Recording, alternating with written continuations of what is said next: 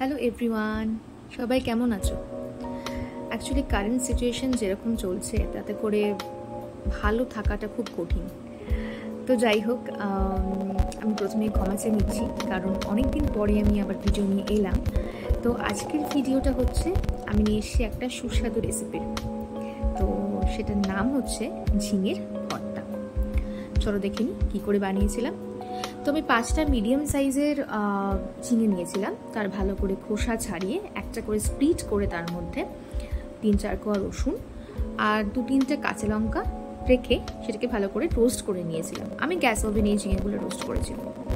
তো তারপরে ঠান্ডা করতে দিয়ে ভালো করে পিস পিস করে কেটে তারপর আমি মিক্সিতে দিয়ে একটা স্মুথ পেস্ট বানিয়ে নিয়েছিলাম। তো যখন তোমরা পেস্টটা বানাবে না, তখন খুব সুন্দর একটা গন্ধ আসবে। আর তোমরা কাঁচা লঙ্কার বদলে শুকনো লঙ্কাও ইউজ করতে পারো, ঠিক আছে? আমি কাঁচা লঙ্কা ইউজ করেছিলাম। তো এই দেখো, পেস্টটা ভীষণই স্মুথ হয়েছিল। তারপর কড়াইতে তেল দিয়ে, সর্ষের তেল দিয়ে, কালো জিরে ফোড়ন দিয়ে তার মধ্যে পেস্টটা ঢেলে দিয়েছিলাম। ভালো করে কষাতে হবে। পরিমাণ মতো নুন, একটু চিনি, আমি চিনি দিয়েছিলাম কারণ এটা একটু মিষ্টি মিষ্টি ভালো লাগে। তো পরিমাণ মতো নুন চিনি দিয়ে যখন মাখা মাখা হয়ে আসবে, কষে যাবে ভালো করে, তারপরে ওটাকে নামিয়ে নিতে হবে। দেখতেই পাচ্ছ কি সুন্দর দেখতে হয়েছে।